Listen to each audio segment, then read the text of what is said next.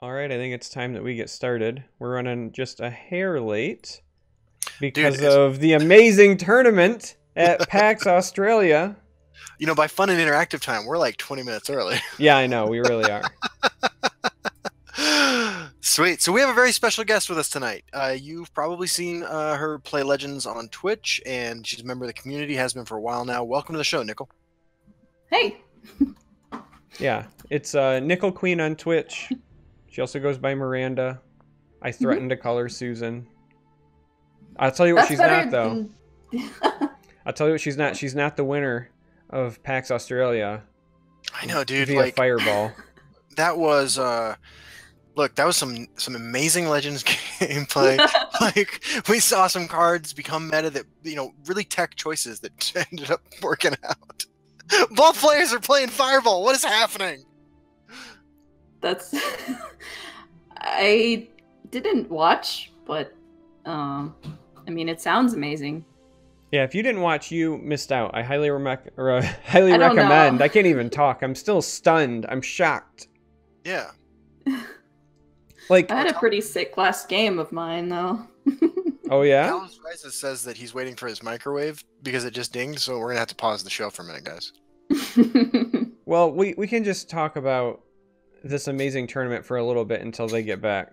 So, the winner won $500.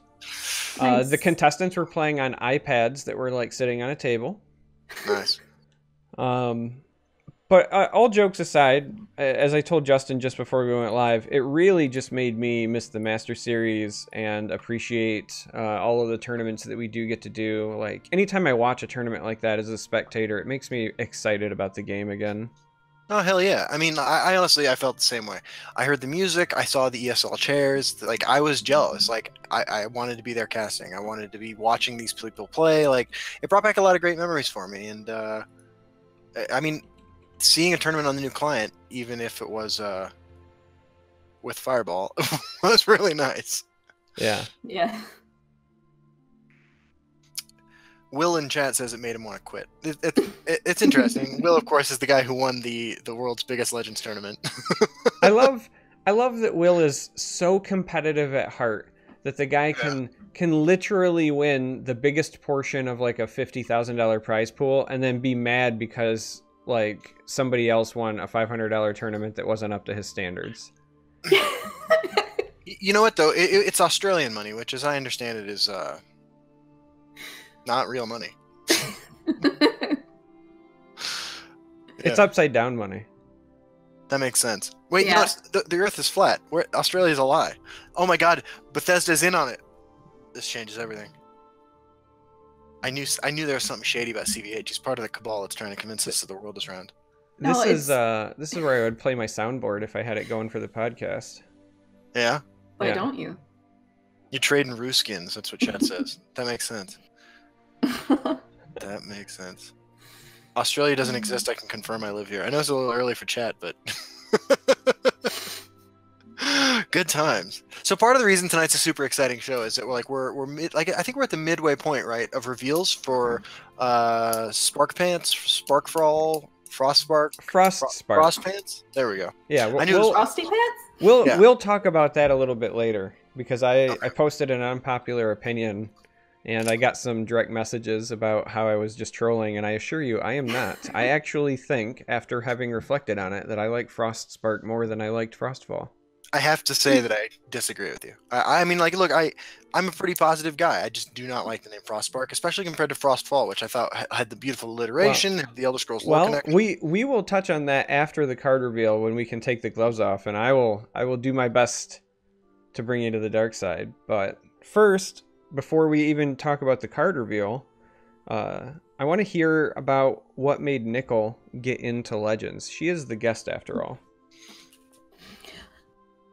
All right. So it's not that exciting of a story, unfortunately. But I've always been a fan. Well, I've been a fan of Skyrim.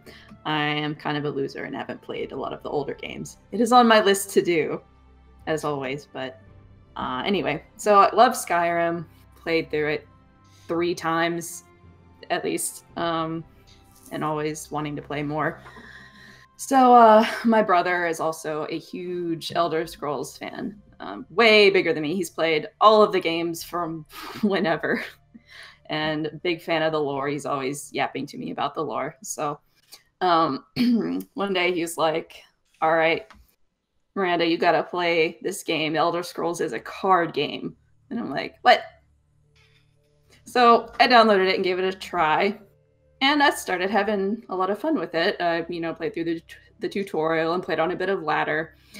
And then it got a little competitive, that sibling rivalry type of thing. I was like, yeah, I leveled up to level 30 and I'm at like 5 in my first, week of playing. And then my brother's like, I can't have that, so I'm gonna start playing it. So we just like kind of went back and forth, just competing against each other.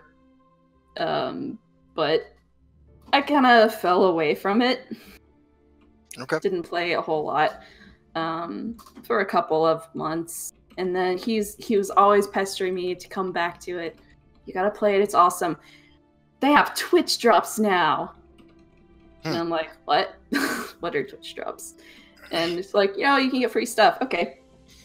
That's cool. You get free stuff if you watch. A little longer than a few minutes later. So it's interesting. Are we live now? Yeah. Yeah, I think so.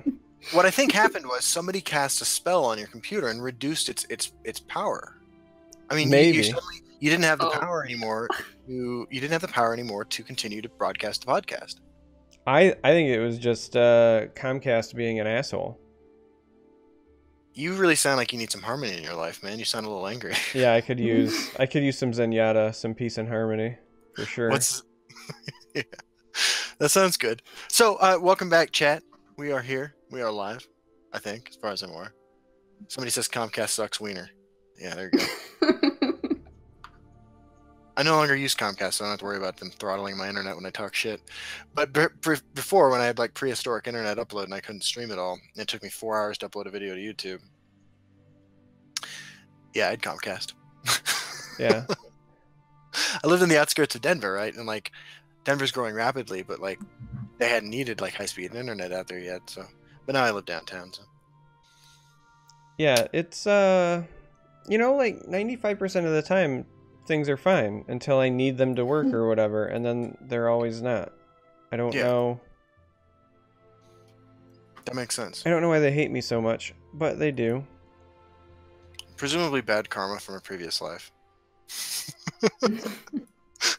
I mean, I'm pretty sure Comcast hates everyone, including themselves. It actually, I'm totally for. Very much for net neutrality, but the fact that we don't have it anymore and Comcast still sucks and hasn't found a way to speed up their service to people paying them a lot of money says to me maybe that this is just the best they can do.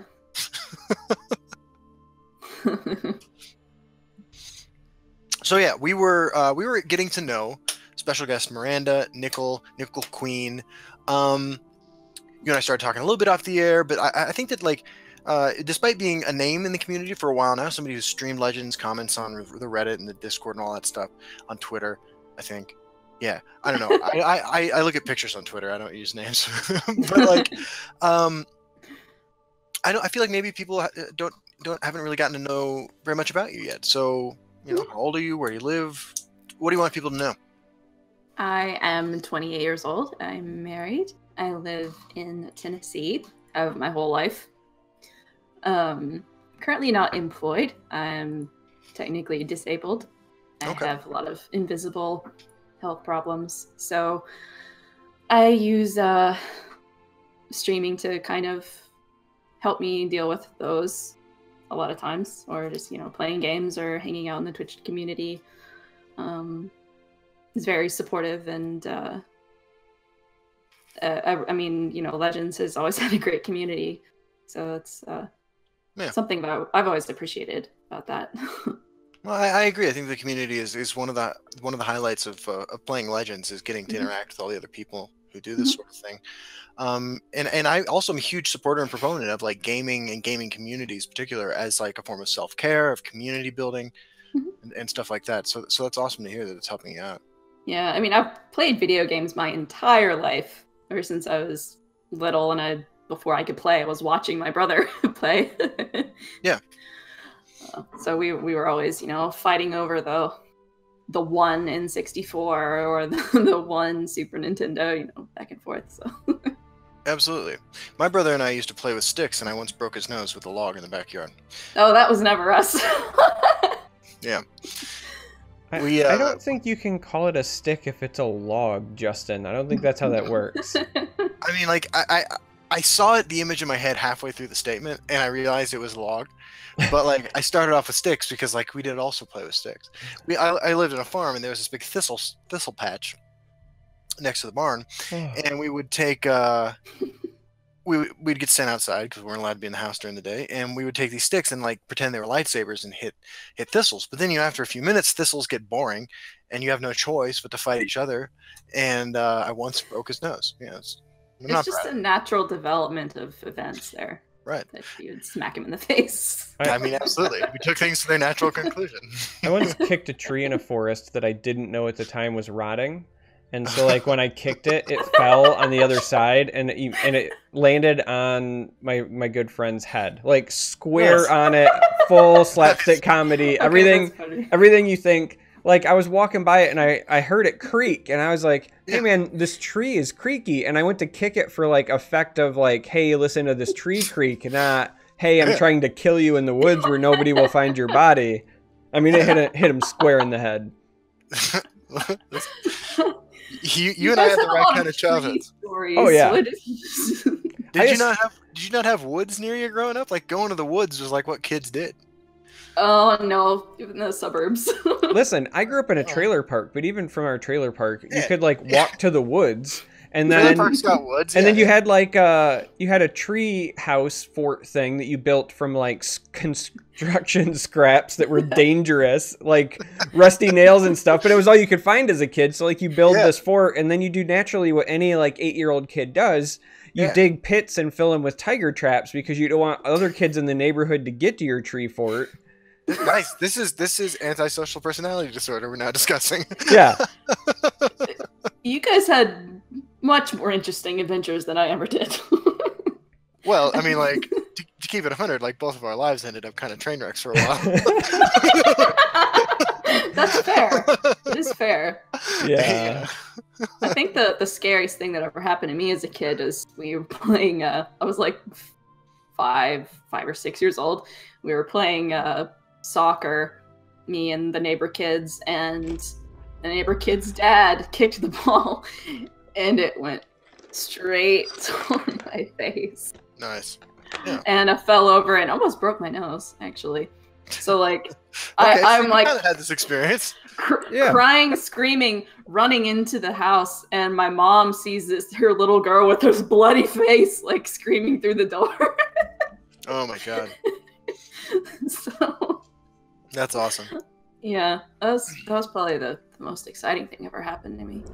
I think we have a lot of animal stories, though. We always had animals growing up. Nice. What kind of animals? Oh, well, basically everything.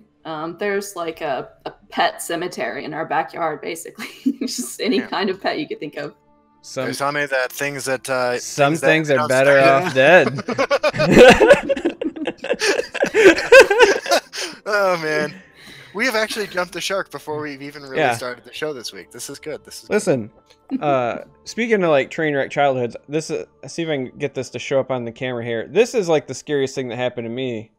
I was actually dating my wife when this happened. I had a tree crush my house while we were in it. Holy shit! Yeah, like, you gotta stop kicking those things, dude. I know, right?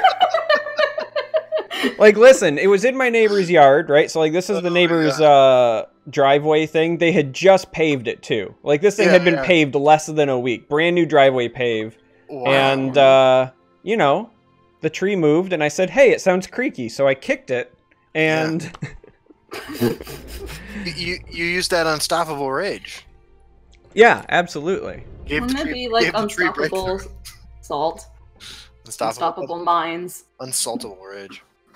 Speaking of unstoppable rage, I know that a lot of people are here excited to take a look at the new card, but I kind of want to do the thing we usually do, where we kind of recap the previously revealed cards and give our estimates of their power level.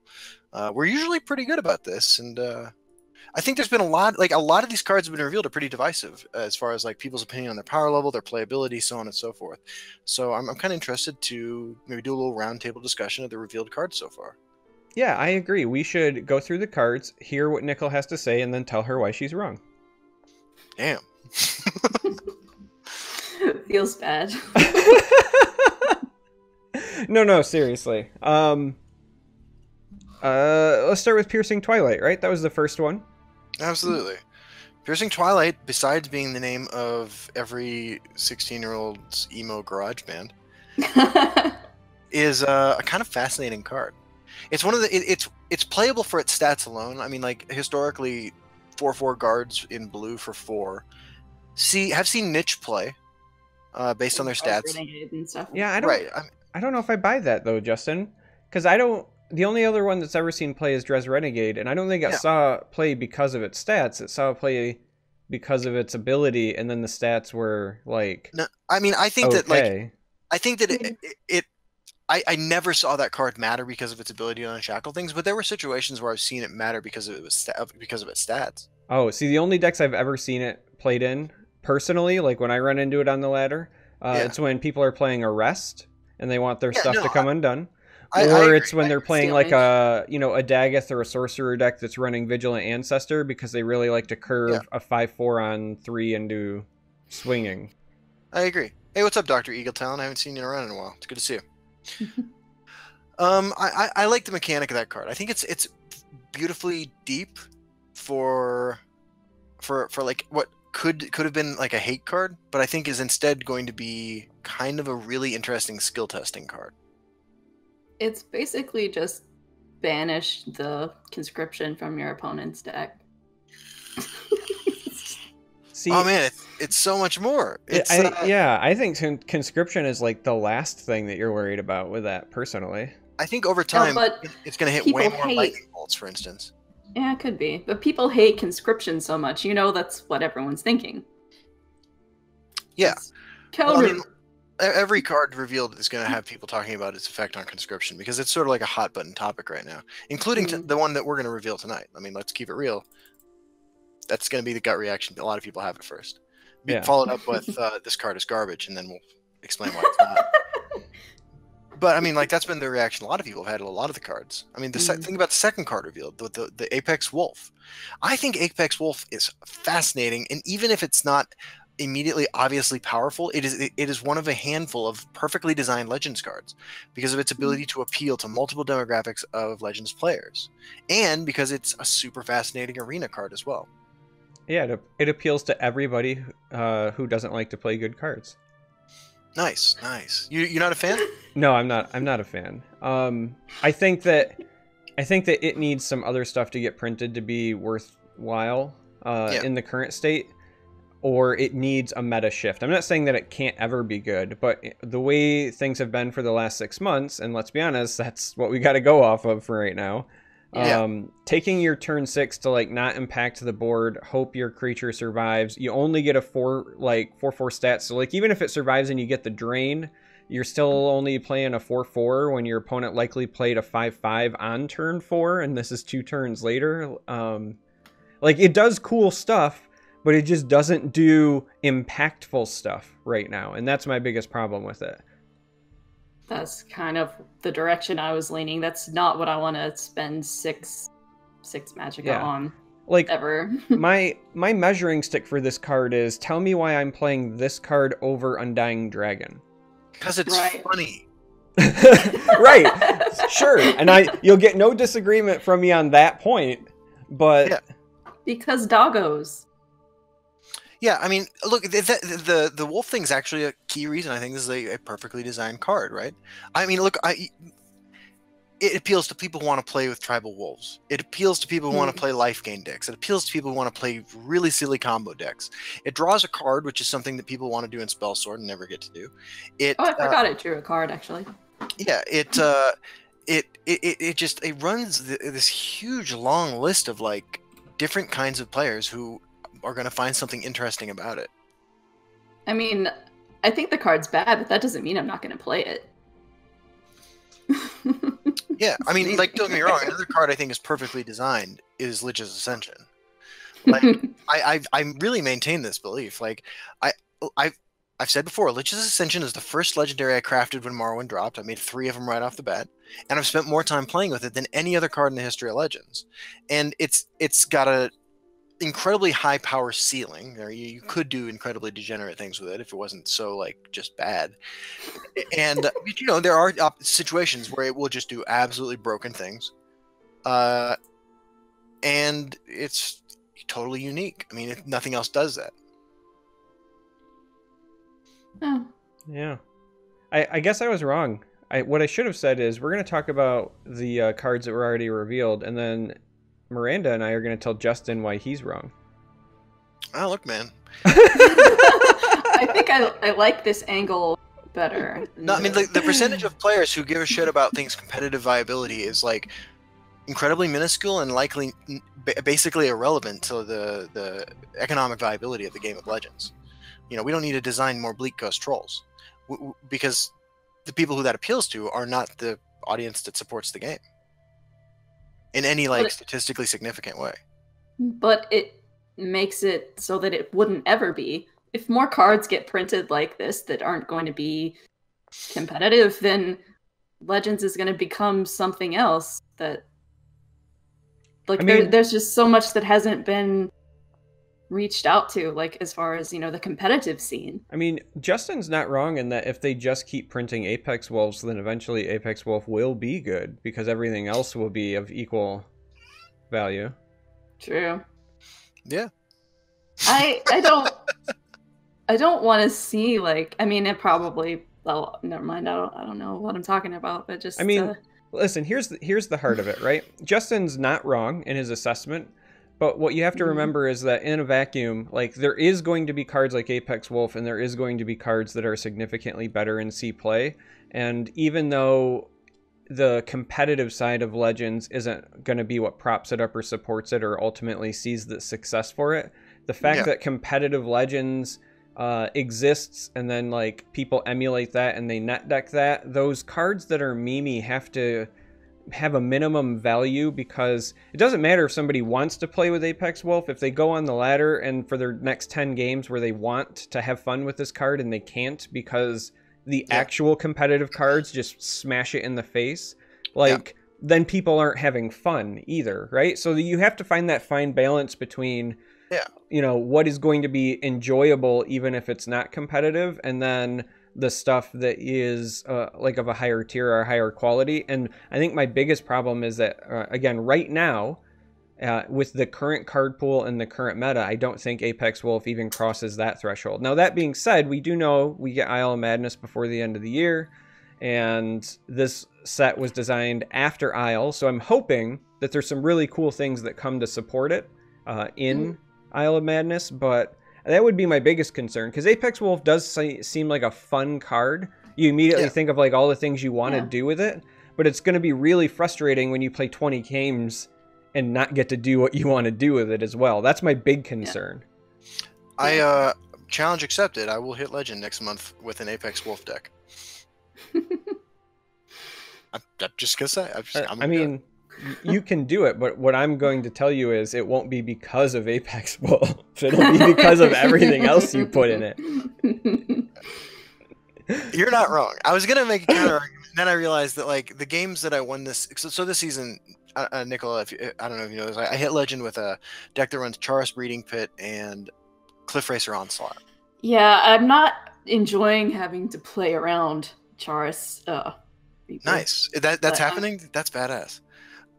So anyway, I realized after a while that like I'm running like 10 or 11 meme cards and 39 classic Control Scout cards that got me to Legend. Yeah.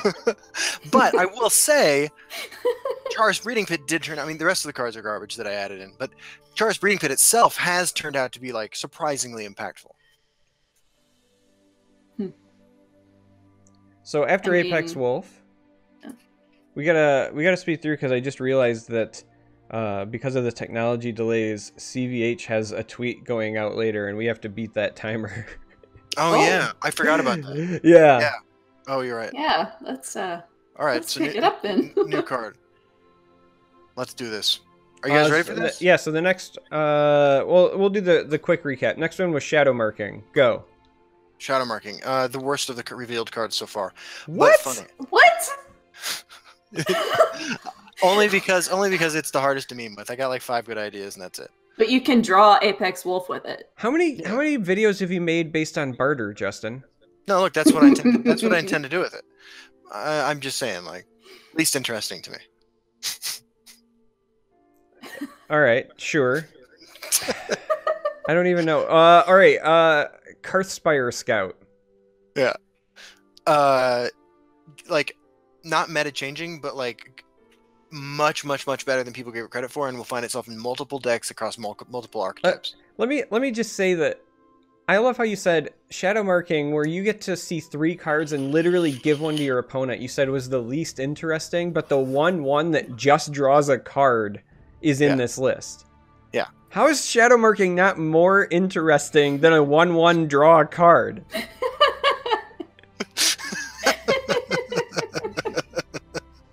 Look, I revealed the card. It's okay. Like I deserve this. Oh man, I'm trying to think. Like, you and I revealed a number of cards, and like they've been of relatively high playability, right? Historically. No. Hold on. Yeah. No, okay, I don't think. Mudcrab Merchant. Well, yeah. If you say you and I, sure, but all of the reveals I got before we were doing the podcast, no, they don't see play. What did you reveal? Stalking Shadow Scale, Wildfire Dragon when it had 4 legs. So like my reveal was just clouded by lore is wrong, pitchforks and torches. Which, fun fact, when I start the stream, it goes through a slideshow and I leave up the old art just to troll people. Nice. I used the old art as a thumbnail recently. Like Yeah. I thought that was pretty good. So the dragon and the. What was your Clockwork City card? Oh gods. Did I even get a Clockwork City card? I know you did. Wait, no, we revealed them together. Yeah, that's what I'm Starting with saying. I Clockwork think. City, we started revealing cards together. Yeah. That's right. Yeah, I know what it was. We revealed 2 Clockwork City cards. We revealed Treasure Map on the episode where Pete Hines was a guest. Yes, and it was our first ever commercial. Yeah, Memory Wraith. Yeah. Memory Wraith, that's right. So speaking of those high quality competitive cards. Yeah, that's fair. Hold on, but for Morrowind, we did get some great cards. Yes, no, Morrowind was fantastic. We got Yeah. Mudcrab Merchant, we got Sun and Shadows, we got Geube, and we got.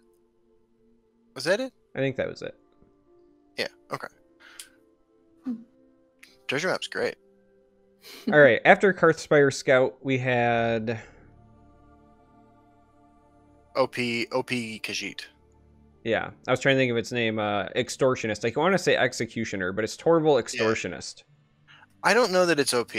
I think that it's overrated, but it's really good. What was that one? I forget. It's the 7/5 for 5, and on Slay, you gain magicka this turn equal to the cost of the creature you slayed. So it's going to be your budget Blood Dragon. Yeah. Basically. Well, it's going to cost $10. Interesting effect. That I think I saw the art for it, but I missed like the actual reveal. Yeah, so like if you're playing it in a mid-rangey or an aggressive deck, right? Like you play it for 5, and if it doesn't get immediately blown up, you can either swing for 7, or if they like chump block it with a guard, then you can ramp into something even worse, right? So if somebody drops a Tree Minder in front of it, then you're like, sweet, then I just play Nkano or Tazcad. Yeah. I think it's an appropriately costed, well-statted, really fun and interesting card. And like it's rare that like those like there's a nexus of like Timmy, Johnny, and Spike all have interest in a card. Yeah, and I think this one hits all 3 really well. I'm more interested in it than I was Bleak Coast Roll. Oh, definitely. I mean, yeah, Bleak Coast Roll has to be the most boring, awesome card ever made. Did we reveal a card from that set? Yeah. Oh, yeah, Cast into Time. Yeah, because we're Banished Boys. Yeah, that's right. Cast into Time. Okay. That's why I'm mad we didn't get Piercing Twilight. Yeah, actually, I felt the same way. So then it was Jelly's reveal. The Destruction Tutor. Yeah.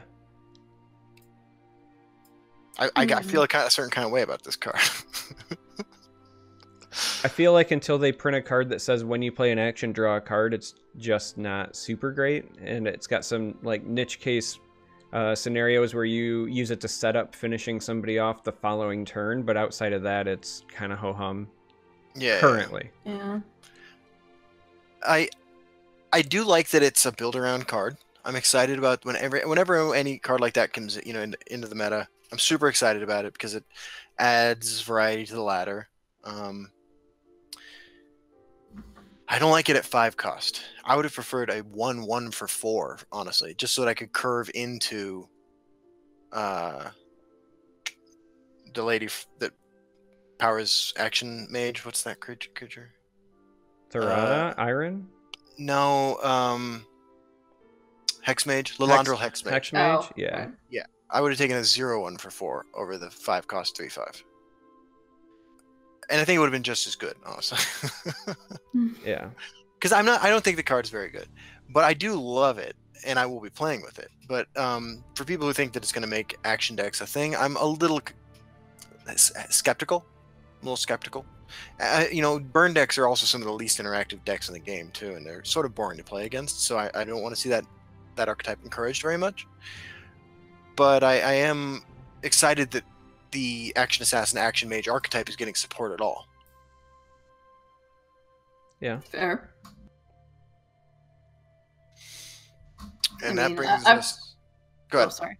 No, I was just going to say I've never been a fan of just like action spam decks. I like fighting for the board. It's always You mean what I enjoy most. you play this game that has creatures and not one but 2 lanes where they can fight each other to the death, and you want to play with creatures on a board and not just throw actions? That's so weird. I'm ridiculous. No, look, I know that was probably shade thrown at me, Mr. Charmer. No. And Why is it not, though? I like playing for the board. I just also like playing creatureless decks. Is that catch us up then? Are we at? I guess that's it. There's no more cards. Yeah, so I guess we'll transition. The 4/1 prophecy card. Oh yeah, the ambusher. This card's great. I don't know that the power level is super high, but this card's great because it again appeals to multiple people. There are several different things you can do with it. There are ways to meme with it while also like potentially in the right meta, it being a really solid choice for a main deck card. I like it. I think it's really interesting design. It's the first, other than Two Moons Contemplation, which isn't really a card, it's the first card that triggers on your opponent's turn like this. Yeah. It's really interesting. It's our It's first interesting too. first trap card, first counter spell card, that sort of thing.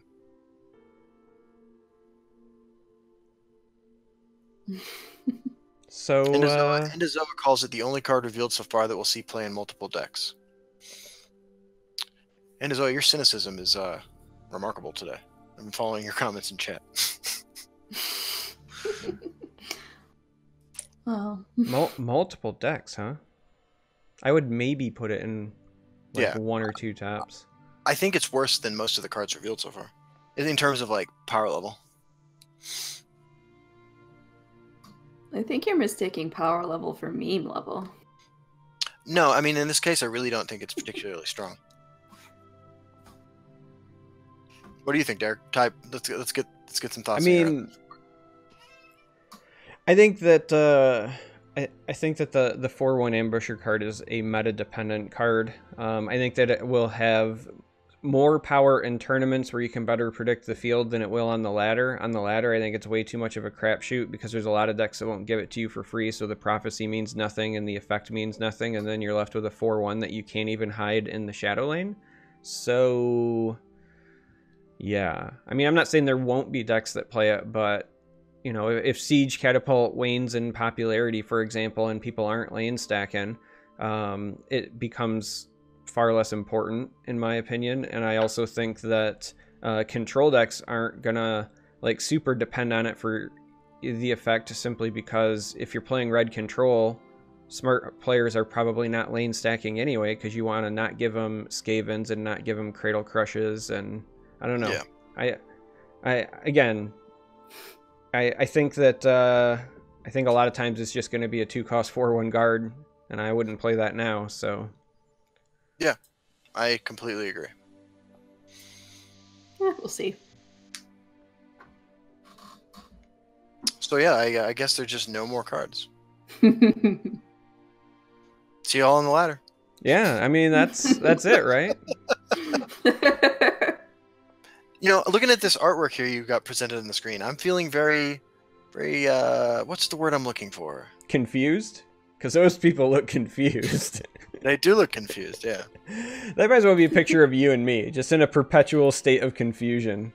Yeah, it is. That is us, yeah.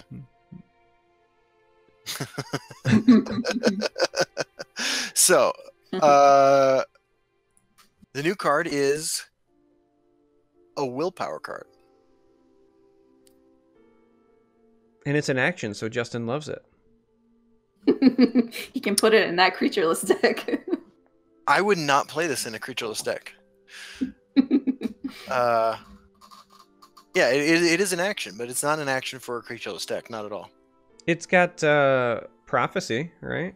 It does have prophecy, and it's going to be good because of its cost. It's going to be good. It's going to be equally impactful played from hand, and just as like balanced as at this cost, I think, played from hand as it would coming down as a prophecy. And it does something that we have seen before and also not seen before because of the wording. So it is an effect that lasts longer than anything we've seen that does this before. Yeah, so are we ready? We gonna see it? I'm feeling pretty harmonious, my friend. All right, here we go. Harmony. Harmony's a 2-cost willpower action with prophecy, and the text says give all enemy creatures -2, -0 until the start of your turn. And that's the important part. Because it's the start of your turn, if you play this proactively on your turn, then you can potentially make some favorable trades while things are reduced, and then anything left over is still going to have -2, -0 when your opponent goes to attack you. And then on the prophecy side of things, then it can be used very interestingly to potentially prevent multiple creatures from attacking, which is pretty unique, right?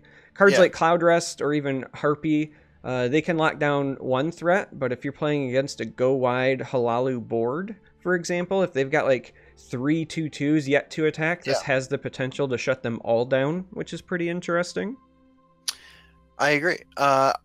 You know, we were talking before the show about places we might play this.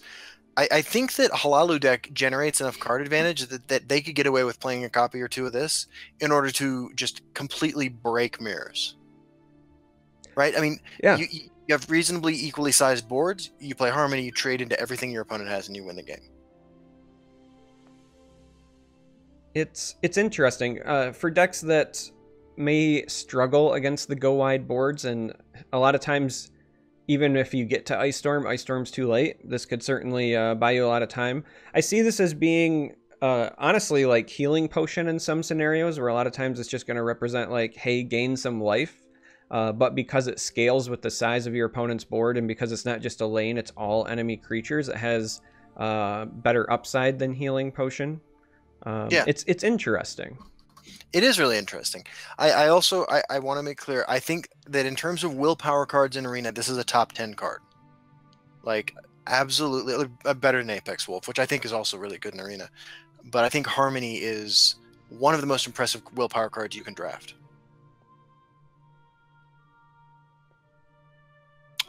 This is a really interesting card because it costs 2, it has prophecy, it affects the entire enemy board for the remainder of your turn and all of their next turn. Yeah. I mean, if you play it on your turn.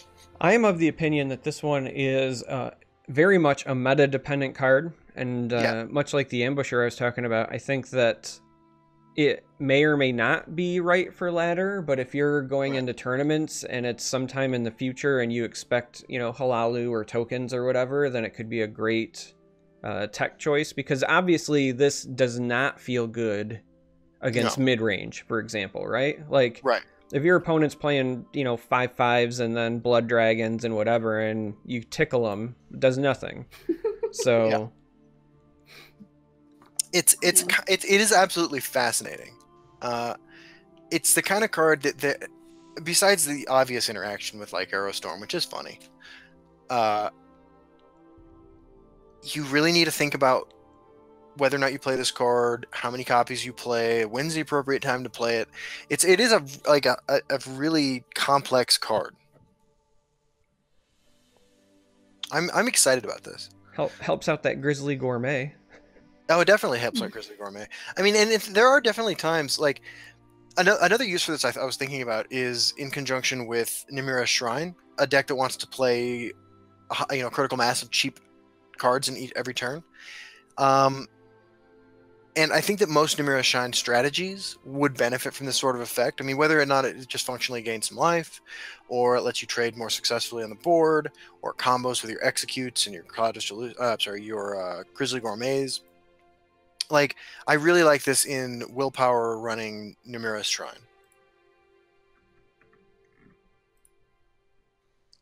I don't know. Well, how do you feel about this, Miranda? I feel like all this card does is make it just makes like tokens and Halalu even worse. See, I would argue that it conversely makes them better. I'm just gonna go. Sorry. That didn't look like Will's dad at all. I need to point out that the audience can't see that because they just saw the I think you just see the card, so he got a pass there. We did just have another great moment on history of the show. Okay, I forgot what I was saying. Yeah, all it does is make like wide boards worse to play, and they're already really bad to play. Like, I was saying like tokens and Halalu and things. It's like, and like you guys are saying, it doesn't do anything to big static creatures. It's like all it does is make a deck that's already bad worse. I guess my follow-up to that would be that I feels to me like Halalu aggro is pretty good right now. And on ladder? Absolutely. Yeah.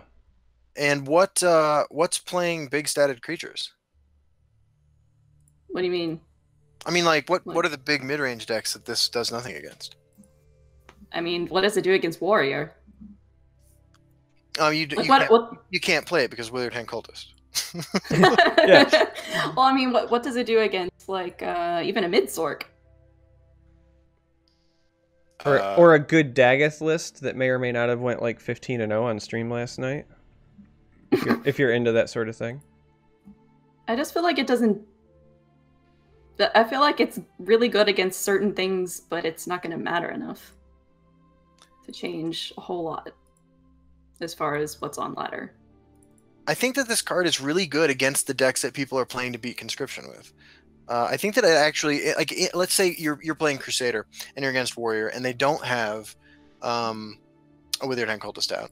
This is the kind of card that would let you break that mirror, right? Because like Warrior is in some ways stronger in that matchup. Crusader's in some ways stronger in that matchup. Both are likely to have stuff on the board. Harmony wins that. I also feel like maybe the decks that this is, being played against, if we're looking as, it being played against more aggressive decks, those decks have a lot of burst too. So it's like you just put a Scimitar or play a couple Orc Clan captains, and then you get your damage back and then you still push lethal. I definitely think that this card is going to see most impact in Arena, where it will be just absolutely amazing. Definitely a good Arena card. I can agree with that, yeah. We are at like over the last couple years, the importance of playing for board control, I feel like, has been pretty greatly diminished.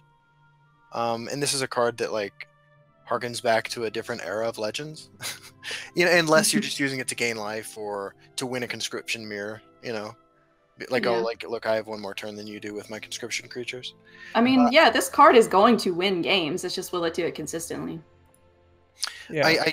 I was thinking about whether or not I would try this in a Redoran Conscription list. Like, I know that Redoran Conscription is worse in most matchups than Telvanni Conscription, but like, it is a deck that could get to 13 Magicka before the other Conscription deck gets to 11, and could theoretically play Conscription and Harmony in the same turn, which I thought was kind of an interesting thing they might try to do. So, when I think about this card, one of the things I like to keep reminding people of is that when Forgotten Hero Collection came out, there weren't a ton of cards that people were super excited about at the time. And now, like, after Houses of Moorland was released, a lot of them got insane bumps in value. So I've been trying to look at all the cards from Frostbark and think about, like, what would be potential future applications? What are the kinds of decks or cards that I would be on the lookout for to get more value from this, you know? Even more so because we know we get Isle of Madness coming soon, and those cards were developed first. And I think that this card is the kind of card that there's not many right now. There's really just like the Namira combo deck, but if there's any willpower based combo decks that end up arising where you're just trying to buy yourself time to get a combo off, right? I think this could be a really powerful tool. Yeah, I mean, like, you would run, if this was green, you'd run this in Abomination. At least I would. Yeah. And I also think about cards like Aerostorm. Like, I know we're kind of joking about it as a bit of a meme or whatever.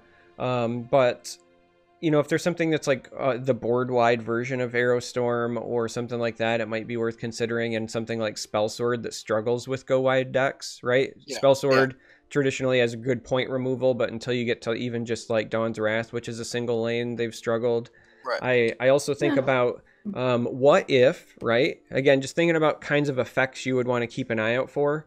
What if we ever saw something, even if it was just like a unique legend or it was a really expensive card, but if we ever saw something in Willpower that said effects that reduce attack or effects that reduce power until end of turn no longer go away at the end of the turn, right? Yeah. Then this becomes like poor man's Drain Vitality in those scenarios. Absolutely. There's just there are some things that I could see in some Magic world where you might want to consider this, or it would increase in value. Yeah, I like this card. I don't know how often I'm going to play it in Constructed. It's a card that I will consider as I, you know, like, let's say I run into three decks in a row that are doing something similar. Harmony is the kind of card I might think, well, you know, this is what's going on right now in the ladder. I'll run a copy or two of Harmony. Like I said, I do like it in decks that run Namira Shrine. I think it's the sort of thing you could get away with running in the main deck. I mean, I say main deck as if there's sideboards, but, you know, like on the ladder without thinking about the meta. I think you could run a copy or two of Harmony in a Namira Shrine deck. And I do like it in Aggro Halalu if decks like Halalu reach a saturation point in the meta. It would be a great mirror breaker tool. You mean if like Control falls by the wayside and it's like a quarter of your games are Halalu, you take out the Withered Hands and stick this in? I can see something like that, absolutely. I mean, anything that gets people to not play Withered Hand Cultist is just like awesome for this fucking game, so. Hey, people that play Conscription don't typically play Withered Hand Cultist. I know. Just throwing that out there. Absolutely.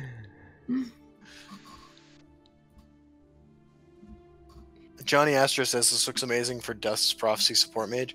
I thought about this in Support Mage. I'm not sure I'm a fan of it in Support Mage. Support Mage struggles to like you don't draw a lot of cards from your own deck. You know, like the fact that there are matchups where Harmony is dead is going to be a problem for Support Mage, in my opinion. But getting this from College of Winterhold, yeah, it could be seems pretty good in Support Mage. Seems like it could be amazing in off College of Winterhold. Yeah, I agree. Somebody needs to use Harmony on that dog. Oh, you can hear that. Oh, great. That is Kuma. He's my dog. Good boy. And I'm pretty sure I just severely pissed my husband off. Oh yeah, why is that? No, like he was trying to tell me something, and I was just like, I can't. So now he's mad at me, but it's okay. I'll make it up to him later. Right on. We have rum. Rum? Mm-hmm. I don't drink. Oh, okay. Yeah. Anyway, I do like what Charmer was saying with this card as far as Spell Sword having some kind of AoE, and I was just thinking like if you get to play Mushroom Tower, that might be kind of a fun combo. Because then you can give Betray to your Arrow Storm and just fully wipe everything. Yeah. Well, Justin. not the Arrow Oh Storm. my god, you're right. Yeah. That is the. Ooh, okay. Oh wait, So, no, yeah, Arrow Derek- Storm is one lane. Yeah, Derek, do you remember that? Do you remember that token Mushroom Tower deck? Yeah, the one that I have a 100% win rate on. Yeah. Okay, so Miranda, Derek and I are in a hotel room in. I think this was the night that the fire alarm went off. We're in a hotel room in LA, and he's jonesing for some Legends, but his phone won't fucking charge for some reason. And we're just hanging out in my room, and I was like, "Here, man, play on my phone. Use my account and just play one of my decks." And so I had been playing with this deck. I was like, "Dude, I'm gonna use Imperial Reinforcements to power Mushroom Tower, so I can betray Tradal's treachery. That sounds awesome." And Like that's what I had been doing with my fucking time earlier that day. And this works. I like this. I like this Arrow Storm. Okay, so you need 2 creatures on the board. So you play Harmony or whatever it's called, Harmony. You betray Harmony. Then you play Arrow Storm and you betray Arrow Storm. It's amazing. If you can get to that point before you die. I mean, honestly, you just have to play Mushroom Tower, and then you only need even like 6 Magicka, because you can use like Scouting Patrol, and that will give you enough creatures for the other betrays. Yeah, I'm willing to spend 3 cards to wipe my opponent's board. I mean, 4 if you count the Mushroom Tower, but whatever, you did it with Flare. I mean, you kind of already won the game when you played Mushroom Tower, just, Yeah. That's how that card works. I remember I tried playing Tradala's Treachery with Mushroom Tower, and it didn't work to steal the second one. Like it still just destroyed 2 creatures. Really? That seems wrong. It does seem wrong, but that's exactly what happened. Was like that was that with a new client? No, this was several months ago. It was several months ago. I played Tradala's Treachery, Mushroom Tower, and betrayed a creature, and I was like, okay, I'll kill this one and steal the other one, and it just killed the second one. Interesting. Oh yeah, Shnar points out that you can betray Scouting Patrol, which is true. Yeah, that's why I mentioned it. That's how you get enough to do it. That makes sense, man. That makes a lot of sense. Yeah, you can also, just throwing this out here, in this Mythical Spellsword deck, run like Chanter. Yeah. For even more shenanigans. Oh, Chanter. Oh my goodness. Your board would fill up instantly and you just wouldn't be able to do anything. This is good. This is really good. This is everything Justin wants. I wipe my opponent's board and my board floods with stuff, and then they concede, and all is right in the world. Yeah, concession wins are significantly better than all of their wins.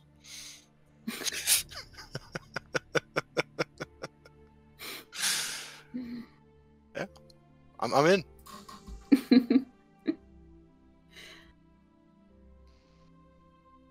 We kind of peaked early tonight. Like we had the excitement of like your power going out and like or whatever the fuck happened. Like I'm super jazzed by this though. I mean, there was the dog too. Yeah, there was a dog. Yeah, there was an internet outage. There was a husband. There was a dog.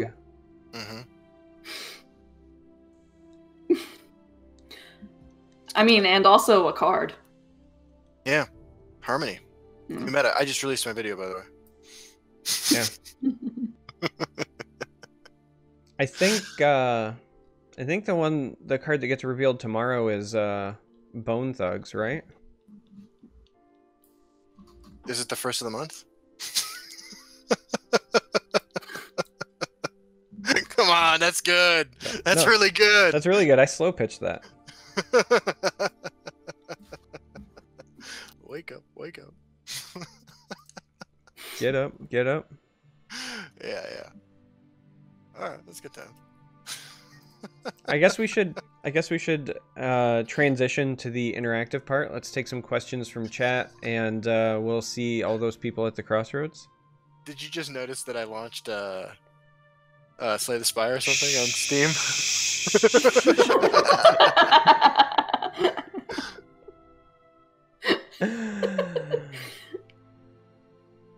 Oh.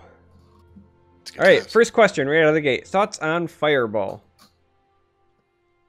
Fireball did work in the tournament today. It's meta in the Creatureless Challenge because of the power of token generators. That's really all I got. It does 1 damage to face. It's a big part of the Pacific meta, which is a specific meta. Okay.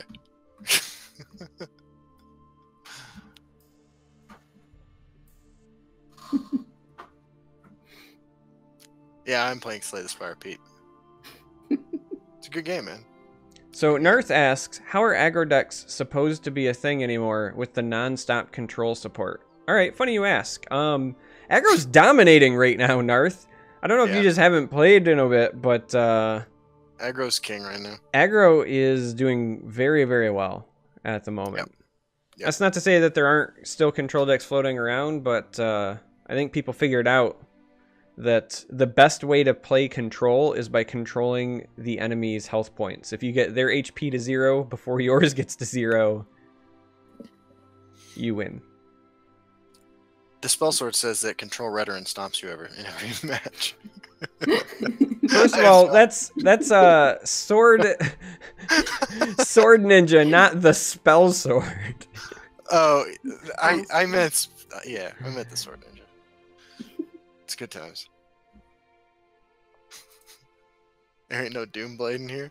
Dies to removal. That's funny. Silverfuse asked, what's my favorite card? Alright, yeah, what is your favorite card? I don't know why, but Mentor's Ring. Oh, yeah. One of the... Go ahead. Yeah. It's just really cool. Yeah, I like the art on it. Like, the premium looks really cool. And it has a neat effect. I used to put it as a one of in Sork. It, lost terribly most of the time. But every once in a while, you get that, drain guard ward on your entire board. Yeah. Actually, it's pretty sick. It's really good in Sork right now. Burn and I and a few other people were actually talking about that. Now, at worst, it's like 3 points a reach. But just ward, or especially if you can get it on a Barrow Stalker, can really turn some games around. Or if you're at 11 Magicka, you can play creature and then play Emmerich. It has a full board, just do a whole bunch of face damage. That card has to limit design space like significantly, right? Yes, I think so. Yeah. I think of that card and Nord Firebrand as I just like if I'm a card designer, I must just like look at those cards every time I'm sitting down with some new cool idea and be like, God damn it. It's actually not Nord Firebrand that's a problem in my opinion. I think it might be Shadowmere. Shadowmere is probably worse. Yeah, you're right. Yeah. I mean, like I like Shadowmere a lot actually, but yeah, I think you're totally right. Wake up, wake up, wake up.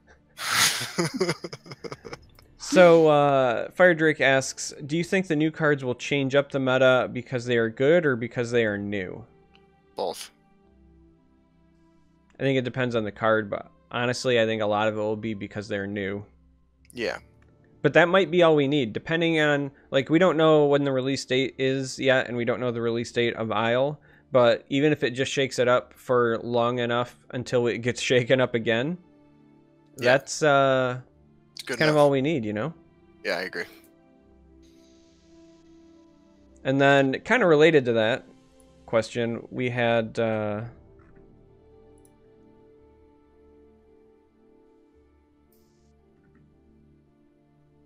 Grognak's thinking about building a good sorcerer deck. You've come to the right Twitch channel. My makeup was actually inspired by Sorcerer. Oh, there we Oh. go. Nice.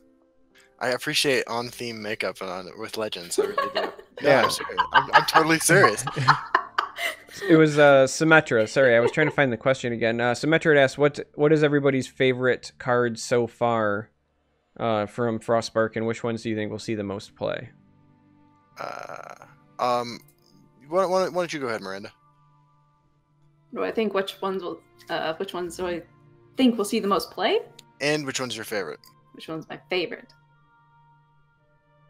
I think I kind of like the Khajiit. The more that I think about it, it doesn't seem like a bad deal playing a 5-cost 7/5 with the kind of neat effect. But, you know, at the very least, you're playing a 5-cost 7/5, which is decent. So, yeah, I'm cool with that. I think that shadow marking will see a lot of play. Yeah. Like, a lot. Yeah. People do love to draw their cards. They do. I don't. Just so we're clear, I was kind of just talking shit earlier when I said I didn't think it was that good. Like, I do think it's good. Yeah. That's who I am. Yeah, so my favorite card revealed so far, or at least one I'm most interested in testing, is Shadow Marking. And the one that I actually think will see the most play is going to be Piercing Twilight.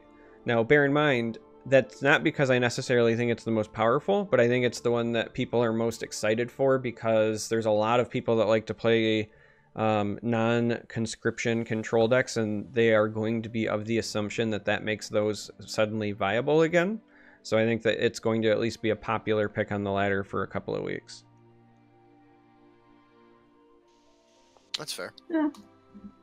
I think people will be drawn to that one because people get angry at a lot of things and they want to see that thing go away. So banishing does that.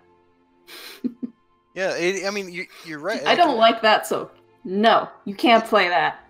It is satisfying in a way. I mean, it really is very satisfying in a way. And people looking for that sort of experience are probably going to run that card. Yeah, but I think what people keep forgetting is, unless it was from like a Merchant's Camel or an Endoral or something, they've already got to play one of their good cards, and you still had to have an answer for whatever that thing was that you hated. You know what I mean? So like, if you're playing against Conscription, like, you still have to survive that first Conscription, and then also play your Twilight before they play the second one, right? So unless you have like Ice Storm plus Twilight when they've played their Conscription, it's not going to be the like end-all be-all answer that I think some people expect it to be. Just like when Memory Wraith was released and everyone thought it was going to be the death of Necro Scout at the time, and then we were like, well, Yeah. probably not. Junara, by the way, in chat is asking to see the Banished commercial. I mean, we work for the people, Derek. I mean, we do, which is why it's on YouTube. Fair enough. Oh, man, I had an interesting thought, but you guys just were talking and just went away. Yeah, well, now that I'm not watching the screen as I'm doing the podcast because I'm playing Slay the Spire, it's difficult for me to pick up on social cues. All right, let's catch up on the questions while Nickel tries to remember. Grognak says, for Charmer, 2 catapults or 3 catapults and Sorcerer. The answer is Satanine, but if you're going to run the catapult version, you always run 3, and probably Satanine with it, because it buffs stuff and gives you the 0-1 body to trigger it. Also Satanine. Did you hear about that card, Satanine? Yeah. Did you see the fanfic porno that somebody wrote about? I did. I was trying to scrub my mind of that. Silver Fuse. I've ever seen. This is a good point, a good part to remember what I was going to say. Is that Piercing Twilight doesn't matter with the banishing because the conscriptions are always in their hand anyway. Yeah, there is that too. Yeah. Fair. Silverfuse asked, what do you expect without Firebrands or Shadow Mirror? That was in reference to Mentor's Ring. I don't know, some other cheap charge creature? A giant bat? Either way. Mentor's Ring's always a problem. Yeah, I agree. I I don't think it's enough of a problem. I mean, that's fair. Trying to get caught up here. Somebody asked about Frostbark release date. We do not yet know. Lieutenant Norm asks, why did it initially get called Frostfall in the announcement? Why did this change? Apologies, because I don't constantly read Reddit. So, originally it was going to be named Frostfall, but somebody else already had a trademark claim on it. And so Bethesda, deciding that it wasn't worth the time and money spent on legal fees and everything else to continue using the name, just decided to change it to avoid trademark infringement and lawsuit issues. So they changed it to Frostspark. I know that upset a lot of people. A lot of people like Frostfall because of the alliteration and it rolls well off the tongue. And Frostspark is not as easy to say, but that is legitimately my only complaint about Frostspark as a name. It's just like, hey, Sparky Pants but should have just been Frost Sparky Pants. But no, so hear me out, right? From an artistic standpoint, Frostfall was one of the choices because it's the name for the month of October in Elder Scrolls lore. And here's the thing, right? If they would printed this expansion and they said, hey gang, we got this cool 11 card expansion coming out, and we were like, great, what's it called? And they said, it's October. We would say that's dumb. So just because it's October, like you're naming it after a month, right? Like, what the fuck? No, hear me out. If they said like, hey, our expansion is named October, you would say, no, seriously, go fuck yourself. What's the actual name? I don't know, man. So, meanwhile, Frostbark has like some artistic interpretation you can take, right? We've just went through a long, cold winter of no content, and now we have a new developer. And now we have new cards, and it's hopefully this is hopefully gonna spark some stuff up, right? So I can say, hey, at least there is close to some meaning in the name Frostbark. This is the winter of our no content. Yeah. That's the greatest thing anyone's ever said on this fucking show. We have to retire. Yeah. No. I told you earlier that I told you I was gonna win you over, Justin. I told you. You know how long I've been saving this? The winter of our no content. I knew I had this. Oh my god. This is brutal. Well, and I know a lot of people are upset. For the very last podcast. Listen, I know a lot of people are upset because they're like, well, I don't think that self-referential stuff is blah, blah, blah. But, like, one, self-referential stuff in video games has been around since the dawn of time. And not even video games, card games. Neverendal's Disc and Magic from the base set is literally Larry Nevin spelled backwards. Mon's Goblins Raiders is a reference to a friend of a dude. There is no, like, Mon. You get like Noob Saibot is Tobias Boone spelled backwards, and if you think it's not in your precious little Elder Scrolls universe, I can guarantee you there are NPCs and side characters and this and that are named after nieces and nephews and blah. Like, it happens. The only reason people are upset about it is because it's a little more in your face than they're used to, and it's after a rocky change between developers. If they had knocked this thing out of the park and there wasn't some sort of animosity, I don't think anybody would actually care. Like, it's just because of the turmoil we went through. That's my stance, and I also still think that it's dumb to name your expansion October. Okay. I don't even know what to say. That rant is my winter of no content. I can't do it. I can't do it anymore. It's pretty fucking good. It's the funniest thing you've ever said. Oh my god. Shut this podcast down. Burn this guy in chat said, I agree with Charmer. I don't think Burns ever agreed with me. Maybe my opinion is wrong. Stream. Wow. Oh. So anyway, that answers hopefully Lieutenant Norm's question. Remember the question. He or she was asking about why the name changed because they don't read Reddit constantly. Oh, right. Okay. It was just a long road from there. We just got so far away from it. It's been a long ride. Getting from there to here. Oh, God. Oh fuck. Maybe we will play the Banished commercial like after the podcast. Like maybe after we roll out, we'll pull it up and play it for the crowd because some people do apparently want to see it. Because as I'm trying to catch up on chat so that I make sure I don't miss questions, I even saw Grognak say, "Pause the podcast while we all go watch it." I can't believe no one's asked me about my name. That's Oh, like yeah. a meme at this point. Where is NickelQueen from? It is from Romanesque and Ian Bits. My original username for Twitch was M, meaning for Miranda, Nicole, my middle name, which I don't actually go by. I don't know. Right, that's your in-game name. Right, M Nicole 90 I was born. So, so Roman would always. Derek and I need to feel old for a second. Okay, go ahead. You can have a moment. Give us a moment. Okay. Whew. All right. So, I guess it was Roman would always say M Nickel instead of M Nickel, and then Ian started saying M Nickel, and I'm like, okay, well, I would change my name to Taken. Nice. There we go. No, it's good. I like it. It's been a long time. So, Sword Ninja asked, here's a question. Why doesn't Nyx Hound, I assume he means Nyx Ox, see play against conscription? Hold on. Nyx Hound would be good against conscription. Oh, Actually, maybe it does mean Nyx Hound.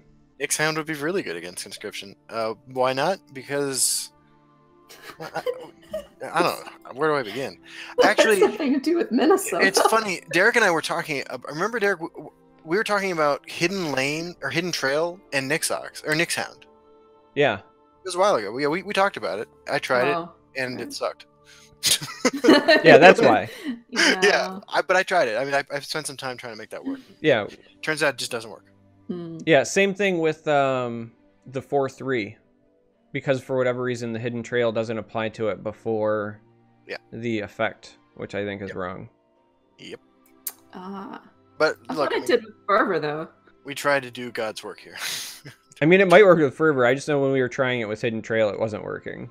Yes. Huh. Justin and I had like a whole brainstorming and testing thing. Yeah. Interesting.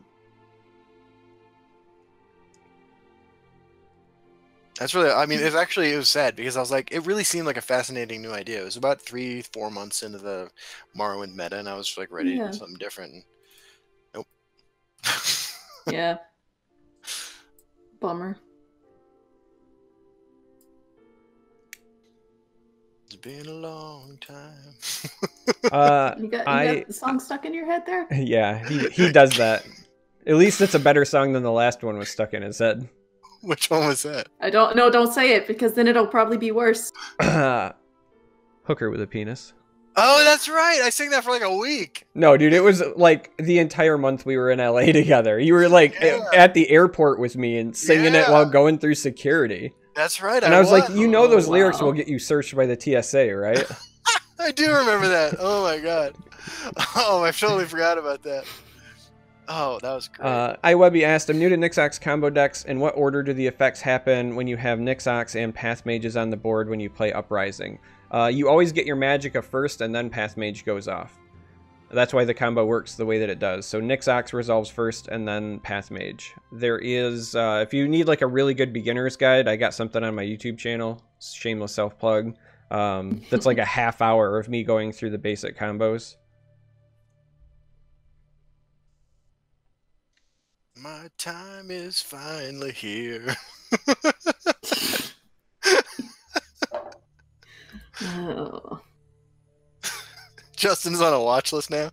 Dude, so in Kansas, when you get released from prison, that if you have an open FBI file, they're required to inform you.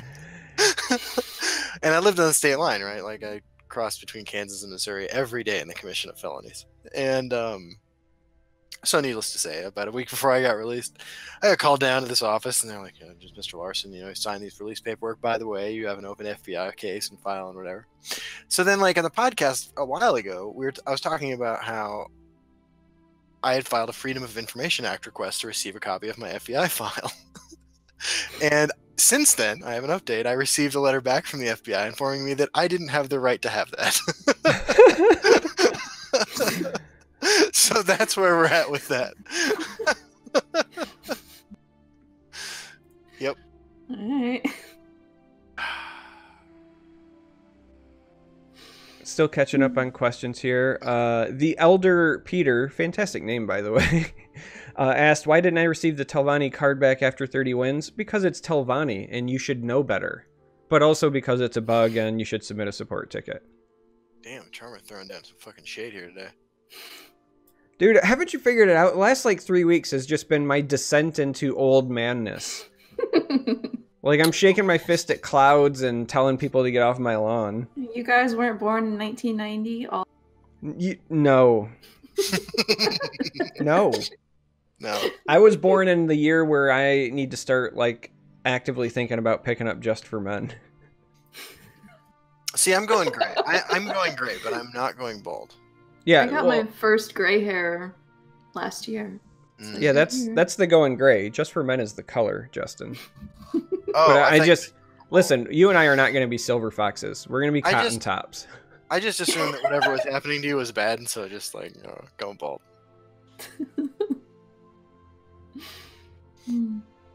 Silver fox? No, I'm like a polar bear. Question for Justin. Malibu Barbus asks, Justin, can you break down every episode of Enterprise? I've seen them all. You know who else is a big fan of Star Trek is Christian. Like, no, I cannot break them all down.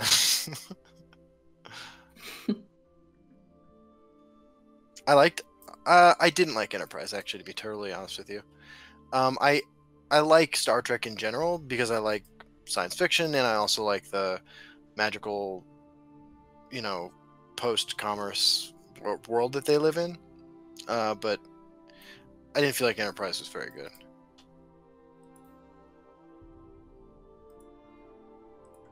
So, actual, legitimate, like, good question from Coolio Yo. With the card reveal, what deck and classes do you predict you're going to play going forward?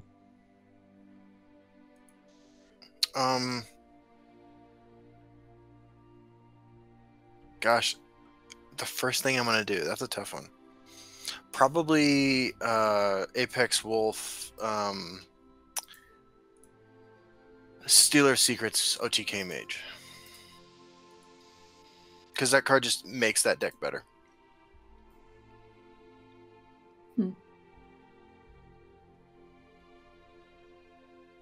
What about you, Your Highness? I'm thinking. Oh my god, Grognak says Justin is Kirk, CVH is Spock, Charmer is Dr. McCoy. You are such a fucking cantankerous old man, dude. I really am. I was about to be like, no, I'm totally... I was like, I should totally be Spock because I'm also very rational and logic and but then I was like, no, I'm just angry. Poor bastard. Yeah, I'm that too. I'm honestly not sure how the new cards are going to influence all of them yet. Well, what's got you excited? Or is it none of them? Or are you just going to like keep playing something with Mentor's Ring?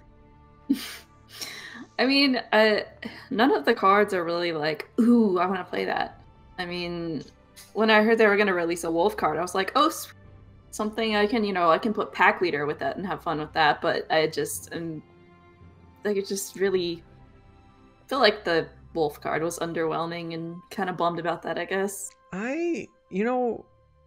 I'm not a big fan of the wolves. They break my immersion. They break my lore. They're not nearly as big of a represented like species in the actual games as they are in Legends, and it's clearly some self-referential stuff from Direwolf to throw them in, and it just really makes me angry, guys. Like, why would you name something after a developer? I don't like the core set had like how many wolf cards, right? Like, get the fuck out of here.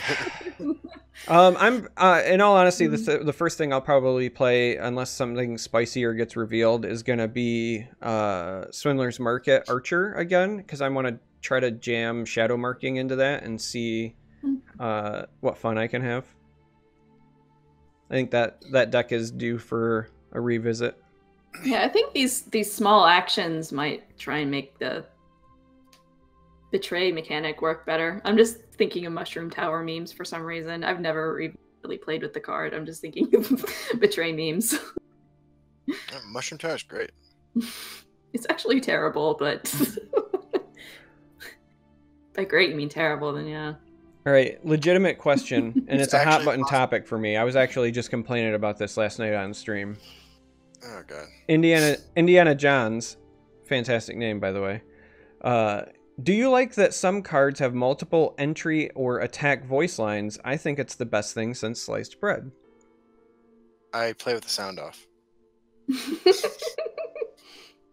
Sorry. I don't know what any of the new voice lines are. I don't know. I mean, the way my sound setup is for things on my mind. yeah, somebody made me listen to that and it was funny. But like the way my sound setup is arranged is like the sound is pumped in through something besides what I'm hearing, which is absolutely nothing. So I don't know. What about you, Miranda? I think it's I kind of like the variants. Some of them I'm not a huge fan of, where it's like, oh, that's just strictly worse than the other one. Yeah, that's my biggest complaint. There are certain things you just can't get better than. How dare you add another entry line to Nord Firebrand? How dare I already have to deal with RNG from Balmora fucking Spymaster, and now when I play my Nord Firebrand, there's a chance I won't hear the words time to fight? If I didn't have that hotkey to a soundboard so that I could hear it myself and spam the button because I'm pissed off that my Nord Firebrands aren't saying time to fight, I would be infinitely more upset. You would see daily posts on Reddit of rage and hatred towards Bethesda and Sparky. How time to fight is so iconic. I expect to hear it. I expect to hear it on other creatures. In fact, the first customizable thing that I want from Sparky, I don't want a new board. I don't want a new avatar. I want an announcer pack where it's just everything I do plays time to fight. Absolutely everything. Right? I queue up for a game, time to fight. I save a deck list, time to fight. I load up Chaos Arena.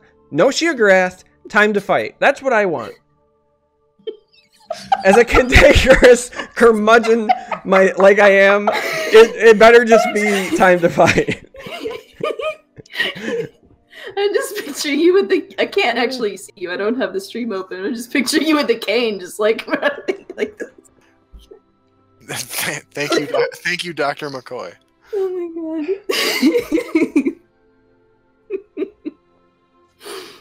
Wow. That's what I think about that, Indiana Jones.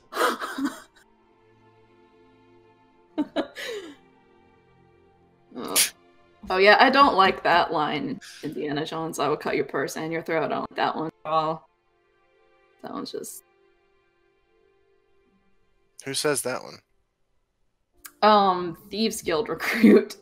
The little 2-cost Really? 1/2 draws a card. I will cut your purse and your throat. That's crazy. I've played that card a million times. I had no idea it said that. Which is, you know, not lore accurate either. Because Thieves Guild, you know, they never kill anybody. So... Yeah, interesting. I'm gonna name my next cat Thieves Guild Recruit. That seems like a mouthful. Originally, I've said this before on the show, but when we first got Celine, I was the only one home for about 2 hours. And so I was like, awesome, I'm going to name the cat. So I named the cat, I named her Harriet Tubcat.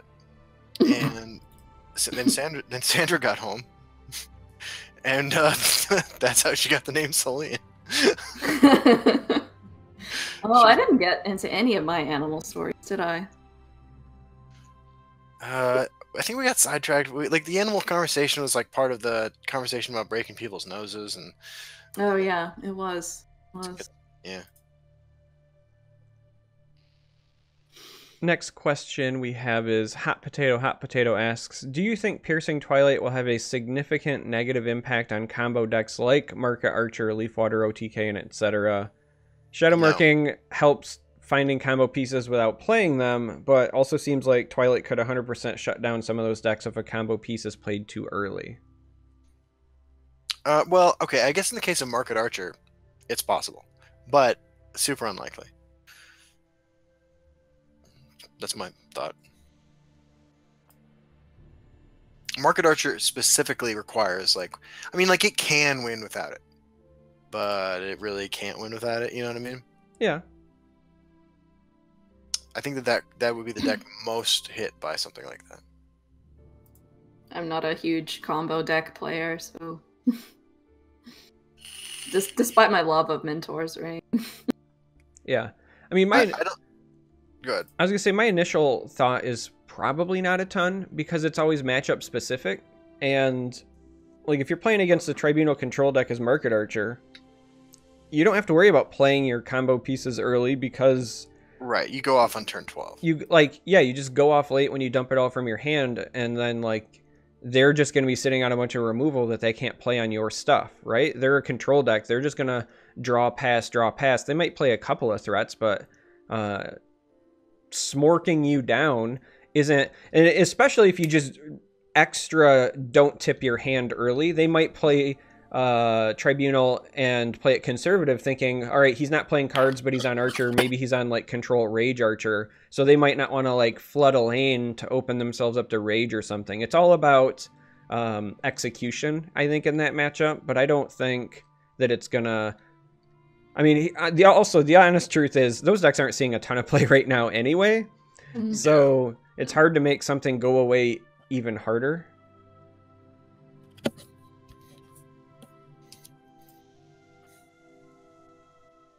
Yeah, I like it much more. I think it's much more interesting, too, not as like a combo-breaking card.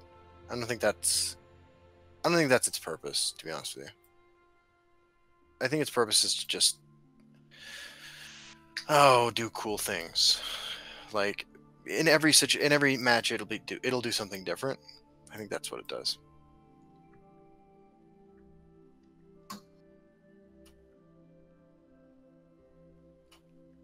Good time. And awkward silences. We're all a little off tonight. Like, it's weird. This is a good episode. Like, I've had fun, but I also can tell that like we're all on some kind of different bullshit. I'm doing my job where I'm trying to read through chat to find questions to answer. This is usually where Justin carries me, but he's trying to play Slay the Spire. And yeah, okay, I got you. Nickel's not talking about her dogs, so I got this. I would, but all right. So here's the deal, guys. oh my god. Question. Why play any of the new cards over continuing to play something tested like Warrior? Because it's fucking boring.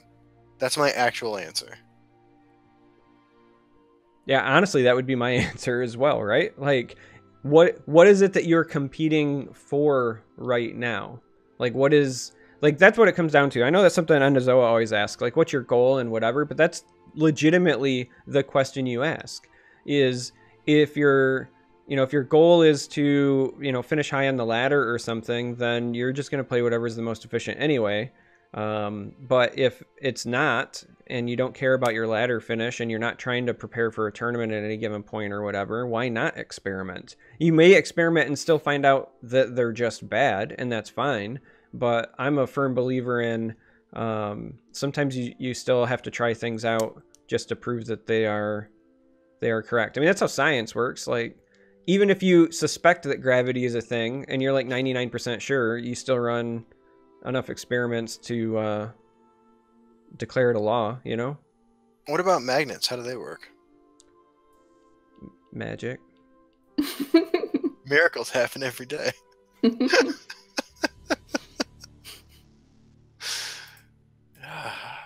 I mean, if stuff gets too quiet, I can play my guitar. Oh, that's cool. I didn't know you play guitar. I do. Awesome. I've done a couple of streams of it, actually. Sweet. Nay, Not don't so take it much lately. personally. I don't watch Twitch. Oh, no, I didn't. No, that's not what that comment meant. Yeah, I mean, I don't watch YouTube, so. I totally understand. I totally understand.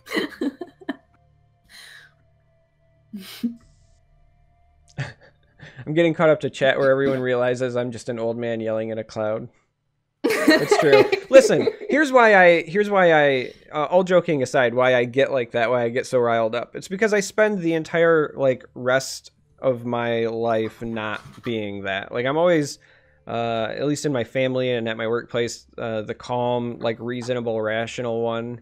You know, I spend all day at work trying to outline exactly what needs to be done and why it needs to be done based on reason and logic and sound best practices in the industry that I work in, and then nobody listens to me, and then like I just get frustrated, and then I come home and I have a beautiful wife and amazing kids, but like they're a 5-year-old and a 2-year-old, so I'm like, hey, you guys probably shouldn't be so close to that fire, you're gonna get burned. And then they're like, ow, I got burned. And I'm like, you probably should have listened to me.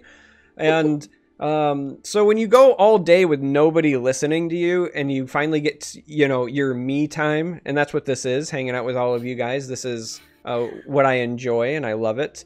You got to let loose a little bit. And so now I get to yell. Kind of forced to listen to you, so right. That's why I started this podcast. I said, Justin, I need to yell at people. Nobody else will let me yell at them. He's not wrong. We wouldn't have you any other way, though. That's exactly how this show started. Actually, it started with Justin and I saying for like 6 months, hey, we should do that. Yeah, it sounds fun. And then we never did. That's true. Yeah. That's exactly it.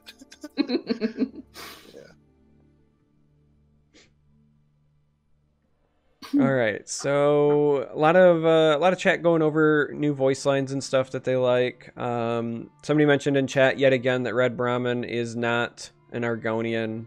We've talked about that a couple of times. That's a sore spot in the lore community. Yeah. Dude, does it break anyone else's heart just a little bit that Ian Bits doesn't follow them? No, doesn't. The only person he follows is Ewan McGregor. He's trying to keep it a meme. He wants to see how long he can keep it up. He's done pretty well. I mean, it doesn't break my heart. Like I follow a lot of people that don't follow me back, that I interact with regularly. Remember how the Legends? Yeah, I played following? Legends for like a year and a half. They were inviting me to events and giving me card reveals and the whole nine, and they weren't even following me. Like, I'm just used to it at this point. Pretty much everybody from Direwolf followed me, so like I lost that. Yeah, all the designers from Direwolf unfollowed me too. Yeah, it's like it is what it is. Like there's in the Artifact closed beta, there's a bunch of people I interact with pretty frequently. None of those people follow me either. It's like I'm used to it. It's cool. Fine. That's why I yell at people on a podcast.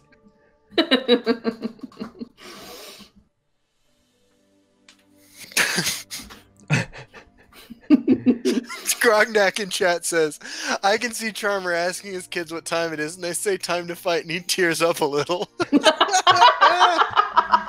Fuck, dude. Listen, if it wasn't so cold in Michigan in the month of October, they would be Nord Firebrands, and instead of saying trick or treat, they would go door to door saying time to fight. Jeez,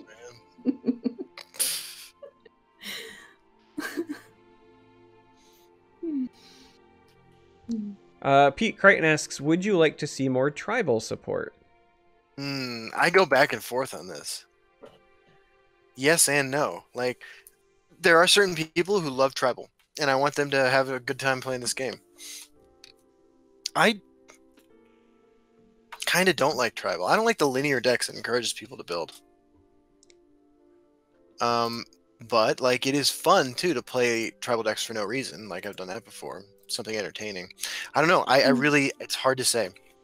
I never want a linear tribal deck to be on the same power level, or to eclipse in power level. Like otherwise, like reasonable strategies that work because of like more complicated synergies that people have spent time developing. But that might just be me being stupid. Yeah, I'm in the same boat. Like, I want to give people what they want, and there's a lot of people that want it. And I understand that there is some danger in, like, making deck building to do it yourself, you know? But I also think that tribal gets a bad name for that because there's a lot of just plain, like, archetypes that end up being the same way. Like, it's been refined now, obviously, but that was kind of the way Halalu was first played at the beginning, right? Everyone was like, how many plot cards can I throw into Halalu with Haunted Manor? Go. You know? So it's not just tribal decks that sometimes happens with. Sometimes, you know, how many times have you seen people playing a werewolf deck where it's literally like, I entered the word werewolf into the search engine for deck building and did it, or I did it with dragon and I did it. It's like you know me. Yeah. What I love is when people do a tribal with dragons and then there's Dragon Tales. Yeah. I'm a fan of that. I can follow that reasoning. Yeah, no, I like that a lot, actually. I would totally do that. But, I mean, mechanically, right? Like, you see it with items, right? Like, a lot of people that'll just jam in, like, all the guys that interact with items go. I've seen that in Battle Mage and Sorcerer. And I'm not talking about, like, the actual, like, thought behind it, like, combo ones. But I'm, you know, early open beta Legends where it was just like, oh, all these things say the word items on it, so I jammed them in a deck. Or...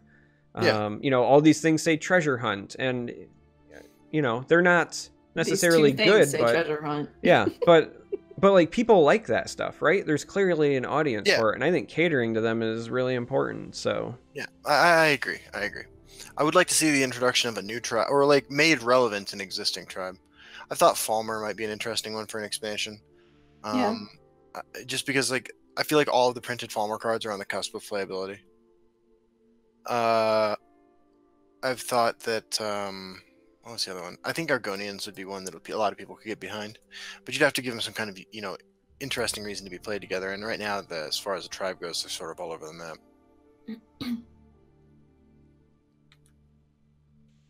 And have that Black Marsh Warden deck. Fuck yeah, Black Marsh Warden, card great.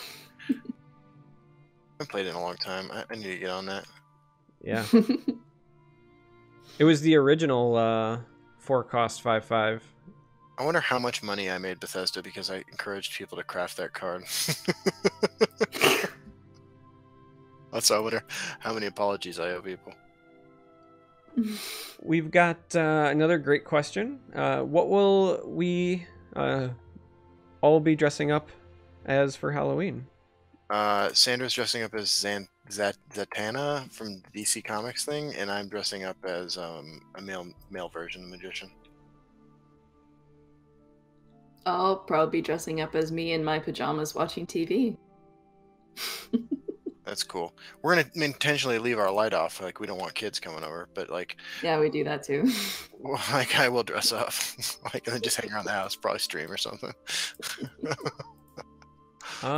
Yeah, I don't know what I'm gonna do, just because it sounds like I'm gonna be the one taking the kids trick-or-treating while Sophie hands out candy, and if that's the case, I can't do anything too elaborate because you have to be mobile enough when you're trick-or-treating with young kids that you have to chase them down if they like run off, and you have to have like enough vision to keep an eye on them in the dark, so like elaborate masks are kind of hard. Like it's one thing if I'm handing out candy or I'm at home like trying to scare the kids that come to our house, then you can get a little more creative, but I don't know.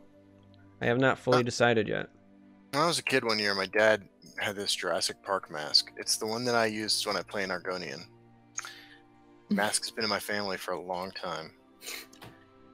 I guess I actually wasn't that young when this was happening, but at some point in the 90s, one Halloween, he hid in a bush in the front yard wearing that fucking mask. And kids would come by, like little fucking kids, would come by trick-or-treating, and he would jump out and roar at them. And he meant it very innocently, but of course, was fucking terrifying children and pissing off adults. Yeah. Usually my favorite go-to is you like dress up like a scarecrow with a jack-o'-lantern on your head, and then you sit like super still in a chair on the porch, right? So you just look like you're a decoration or a prop, and then the kids come up and they ring the doorbell, and I like that. Yeah.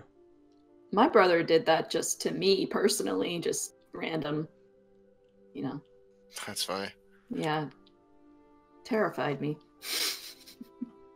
Every every April Fool's Day for years, I woke my brother up at like 6 a.m. and I'd be like, Travis, it's snowing. There's no school. I'm pretty impressed with that. Get all excited in his, early morning delirium. All right. Another good question. When is passing the right call? Legends is my first card game, so I could use some help. It's actually significantly different than any other card game because of the way that, runes and everything work. The question you need to ask yourself is, given the worst case scenario, like, will I survive if I break a bunch of runes? And what is my long-term plan to win? Like, does this set me up to win in the future, or am I just giving my opponent resources for no value? That would be my suggested answer anyway. I can tell by your silence that you completely agree with me and think I'm a genius. I was giving Miranda the opportunity to jump in. I'll just I mean, anytime you have a game plan, you need to think what your opponent needs to do to stop it. And if you think they are able to do that. All right. My semi-serious answer is you have to think about things like, is the action I would be taking like truly worth the outcome, right? Like if my opponent has, some no-name 3/3 on the board and I'm sitting on a cast into time, is the cast into time really worth getting rid of that 3/3, or do I wait because I suspect they might be playing Sower of Revenge next turn or something? You have to weigh the cost benefit and the actual value of your current play versus the potential value of the immediate future. Like, don't wait too long, obviously, and think about other things that, like, if you don't make this play, then how do you get punished by it? But that's my semi-serious answer. And then my actual, 100% real serious answer is never pass, because you should be going face like any good time to fight playing aggro player would. Play threats and go. TDC Jason just had the best response to this kind of a question I'd ever heard, right? When he was asked why he he could have won in one of his Master Series games, literal 20 minutes earlier. It would have been possible. A win was possible. And he's like, look, I thought about it, and there were exactly 2 ways from that point where I could still lose the game, and both of them involved me attacking. So I kept passing. That's fair. Yeah, that's fair. Indiana Johns asks, how would you like cards that vary in strength based on the number of missing runes? So heal X per missing rune, deal X damage per missing rune. Basically think of it as reverse burn and pillage style mechanic. I don't have a strong reaction to it. I feel like cards like that are inevitable.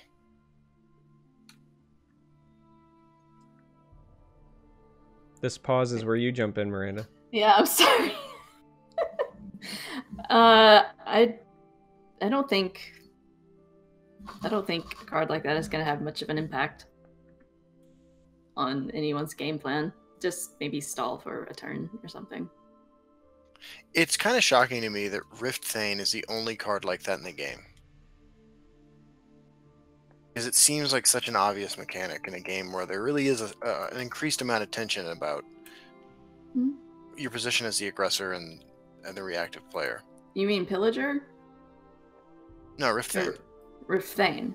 Yeah. Okay, I thought we were talking about runes. Okay, sorry. Well, I mean, runes and health are kind of tied together in that same. I think Rift Thane is really interesting. What about your own missing runes? Yeah, I mean, that's what we were talking about, Gumchu, is the idea of, if you only got 2 runes left, what if something does, heals you 3 health per missing rune, so you'd heal 9 because you're... The simple existence of the cards like that, though, would warp the way people play the game. Right? I mean, it would encourage OTKs. Right. It would make the ebb and flow of the game, much... The pendulums would swing much farther. And that's actually one of the reasons why they nerfed Pillaging Tribune as hard as they did so long ago. So it's a fine line for them to walk. Yeah, and Tooth Necklace, the explanation for that was similar. Yeah. Like, I mean, like it's funny. At the time, initially, like that first moment, I was not a fan of the Snake Tooth Necklace nerf because I played a lot of decks that were real greedy and needed Snake Tooth Necklace to not die. Like, and then I thought about it for a while, and now I cannot think of a balance change I've changed my mind about more. Like, I feel like the old Snake Tooth Necklace would be horrifying to play against, and like given the cards that have come out since the nerf. yeah. Yeah. That and not green. Yeah, I mean, not green. Yeah, yeah, and you're right. But I feel like it was easier to be wrong about Snake Tooth Necklace. Not green. Not green was obviously fucking stupid. No, I mean, not at the time it was nerfed though. That everyone thought it was out of left field, but that's because we didn't know it was coming in the future. Yeah. Lexicon asks us, of the new cards announced, do you think there are any that have been misplaced into the wrong attribute and could have been better in a different attribute? And if no, what attributes would you like to see get more support from the upcoming story expansion? That's a really interesting question. I don't know. I struggle to answer that. Well, if you struggle to answer it, I'm definitely going to struggle to answer that. Yeah, I usually have at least bullshit to say about anything. I don't know. I mean, listen, I think that a case could be made for Piercing Twilight to have ended up in a different attribute just because many of the effects that exist in the game exist in more than one attribute. Like Silence is traditionally a strength and endurance kind of home, right, for that mechanic. Similarly with like support removal, and there's a lot of things that have some overlap, but things that get rid of cards or affect your discard pile are solely in blue right now, so maybe that could have went somewhere, but obviously it makes sense being in blue because that's where Memory Wraith is. I think that the orc one makes sense because it's an orc, and if it's going to have a last gasp, then endurance is probably the right place because it plays into the trifecta of last gasp effects over there. Veteran Enforcer is apparently the only correct answer. Yeah, well, I mean, they'd asked of the new cards, but yeah, Veteran Enforcer is obviously not in the right attribute. Yeah.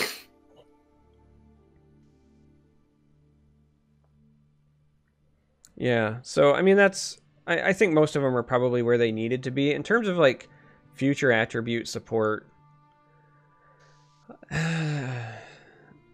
Future attribute support, that one's kind of tough because it's hard for me to say like what exactly is missing that I would want to see. Like we have combo decks. I mean, we at least have one or two control decks, but like, let's be honest, there's only ever going to be one or two control decks in any given meta, because the minute you find one control deck whose matchup isn't any worse than all of the others against aggro, but it beats all of the other control decks, then that just becomes the control deck. There's almost always some sort of like Apex Predator in that archetype. And then there's like aggro's doing fantastic lately, so it's hard for me to sit back and go like, hey, this is the archetype that I really think is lacking, and yeah, I don't know. If I knew more about the lore, I could probably answer the question better. But I don't. Yeah, I mean, if we're not talking about like attributes or archetypes or whatever, I'd love to see a bunch more Daedra, right? I'd love to see like an Oblivion themed expansion, like I'm sure a lot of people would. Yeah. I suspect neat, yeah. I suspect that's in the future too. Yeah.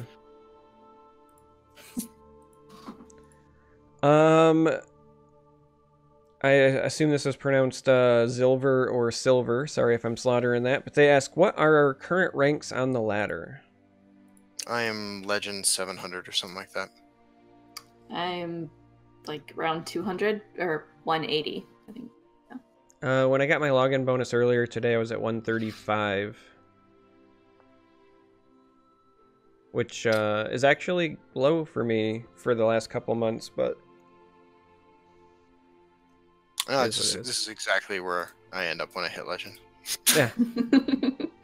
Because like any incentive to have anything resembling a reasonable win rate disappears the minute I hit legend.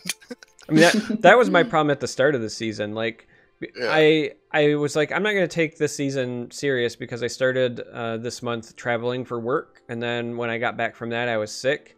So I didn't even like really start my climb until it was like the 12th or the 13th or something, and I was like, I'm just gonna like meme it. So from like ranks 5 to 3, it was me playing a bunch of stuff that I would not normally play, and then I did what I always do, and I went back to playing mid-range decks because that's what I love to play the most in Legends, and now I'm climbing again because that's what happens when you play mid-range decks. It's weird. If you curve correctly. Mid-range decks aren't always just about the curve, though. It's a huge part. I think that a lot of people think of mid-range as strictly like just curve stone is a nickname I've seen thrown around and so forth. But to me, when I think of mid-range decks, I think of decks that are trying to win in the midpoint of the game, right? That's why it's mid-range. You're not really aggro and you're not really control, but that doesn't mean that your game plan has to be just play on curve. It just means you have to have a clear pivot point. So against aggressive decks, you can fight for the board and be defensive and sometimes take some non-traditional routes, but then in the midpoint, you know, around that 6 or 7, as you start to stabilize or your board has developed and you've made proper trades, or maybe you land that hand of Daggeth or whatever the case may be, you pivot to then being the aggressor, right? That's the way that a lot of, at least for me, the way a lot of my mid-range decks work is you're trying to just accurately decide when am I the beatdown, when am I the control, and usually at some point in the game there's a pretty clear pivot point. So like playing on curve helps. I mean, it helps with any game, but I don't think that it's a requirement. And I think that sometimes people feel like mid-range, like that's all it is, and it's not. I would agree with that assessment. Yeah.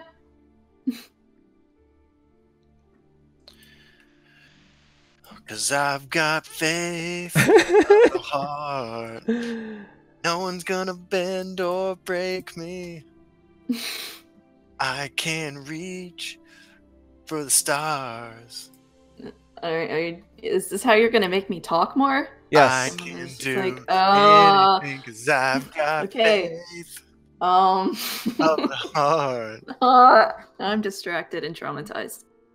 That's right. Just catching up on the chat here. Sailor Dude, we don't have the notifications on for the podcast because of the recording. God, I'm slurring my words now. Justin's having an effect on me. But I did see the sub, so thank you. Cheeto Taco, I did see the raid, so thank you as well. Making you swoon a little bit, am I? Zombie asked what the sub goal was at. In order to get the next emote unlocked, we currently need 10 more sub points. We get another emote at 10 more sub points. So this is awesome, bro. This is the part where I shamelessly say, hey, you know, if you have Twitch Prime, you can use that for free, you know. Wink, wink, nudge, nudge. I already used mine, sorry. Yeah, I know. And just like that, namespace exhausted subbed with Twitch Prime, which that's also a really fantastic name, by the way. Yeah, that was pretty cool. Dude, I am still a fucking affiliate. Like, I'm getting a little tired of that status. Yeah, you should do something about that. You know what? I sent off an email. I was like, hey, hook it up. I don't know what else to do. Nothing wrong with being an affiliate. Is there anything else I can do? You could try, like, skywriting. Send them smoke signals. It's a good idea. It's a good idea. I just want more emotes. So this is a good question, something that we talk about often. Lexicon asks, do you believe that Direwolf creating 3 attribute decks was a mistake? I get that they're fun, but things can be fun and still not necessarily be good for the game. I'll answer first.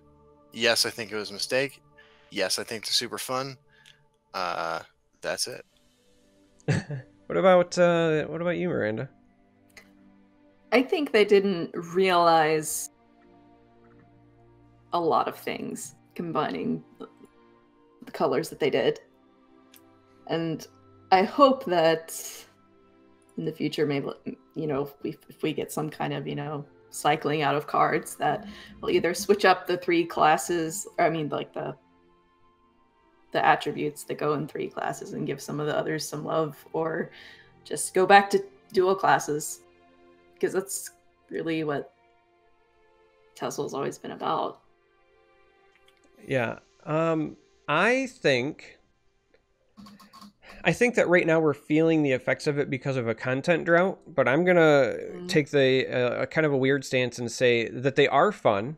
And I think that the mistake just may be the prolonged period that we're exposed to them, because the way that they implemented the tri-color classes, they did it in a way where, in theory, if we ever do introduce set rotation, they could go away. So you can't make a 3-color deck unless you have a 3-colored card in your deck. And if we ever do, you know, sometime down the line, have set rotations and Houses of Morrowind rolls out of the rotation, you won't be able to make 3-color decks anymore in whatever format is the standard format. And then you'll have to go to some sort of legacy.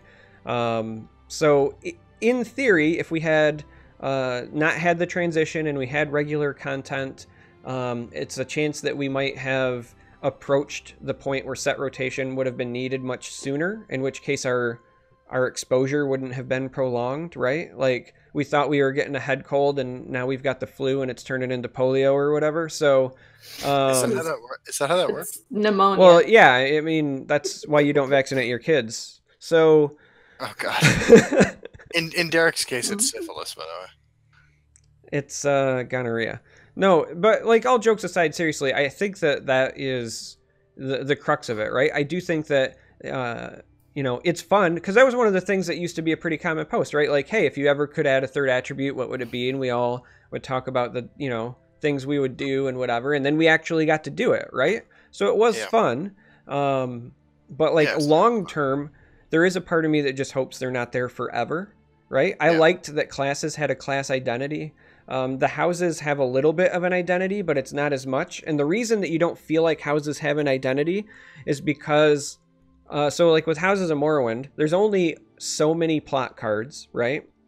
And then because there's only so many of them, and you have to put them in a 75 card deck as opposed to a 50 card deck, you play less of them because the pool is smaller, and you see them less often because your deck is bigger. So the identity isn't there, right? It doesn't feel the same as when you would play your old school classes and have that feeling.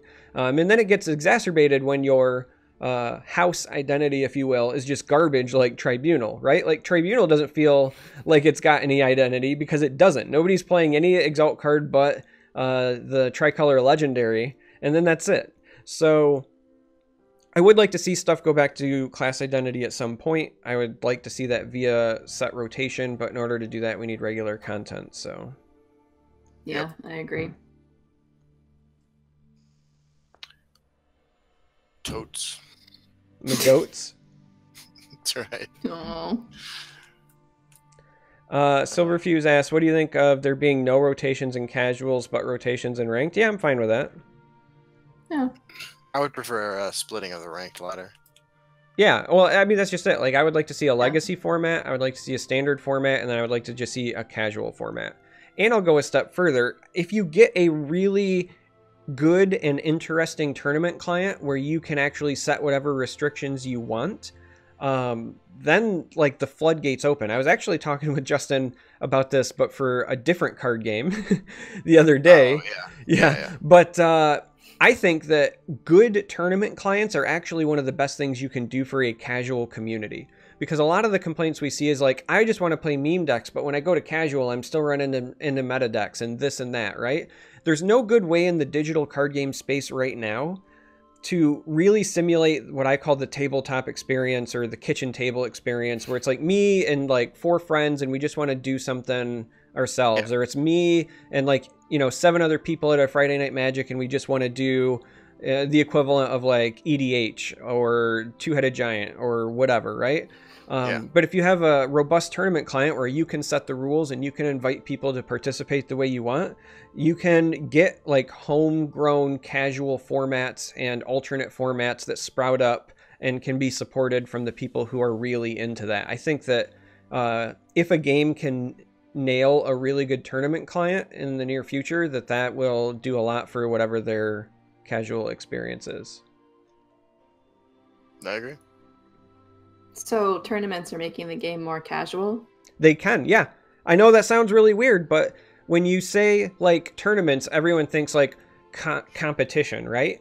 But the truth is, because I've done this a lot of times with buddies of mine, right? Like if you just sit around and build some magic decks, maybe your friend brings a cube to QuakeCon, let's just say, and you all and you all build a deck, and then you just like you play each other, and then I go like, oh, okay, like Corey and I have to play each other now because we were the winners, and like Josh plays Justin or whatever because he won, and then we're all just buddies, right? But there's still that like tournament format that's happening that's facilitating whatever fun game mode we're playing. Tournaments, we think of like high stakes, high profile prizes and on a stage and whatever, but that's not what it has to be. It can just be like mimicking you playing at your local game store. But again, we can't do that in the current digital like card space, but a good tournament client would allow that. I agree. That That's makes probably sense. the most eloquent thing you've ever said in this show. Which is amazing because I was like stuttering halfway through. I'm having that problem where my brain's going way faster than my mouth tonight. Yeah, I actually fell asleep 25 minutes ago. Oh, I know. Yeah. Actually, you know what it is? Like, I keep thinking the show's going to end soon, and I need to go get insulin because, like, my pump's out. And I'm starting to feel ill. I'm going to be totally honest. That's where we're at. I mean, it is pretty close to done because I think, up to the last question to be caught up. So, Lexicon asks, would you like to see new keywords, or do you think the game is fine as is? I can concede that new keywords can be fun. However, bogging the game down with things in the same spirit as Treasure Hunt or Exalt is what makes me hesitant to wanting new keywords in each major expansion. And I say bring them on. Yeah. I think new keywords would be interesting too. Yeah, listen, whether I think that existing archetypes need more support or not, you're going to get more keywords because that's how they sell new expansions. They want to give you new things. More reasons to Mundus Stone. Yeah, I mean, we just got a card with Pilfer. Have you seen that? If you're not familiar with that keyword, it's never made an appearance on the ladder.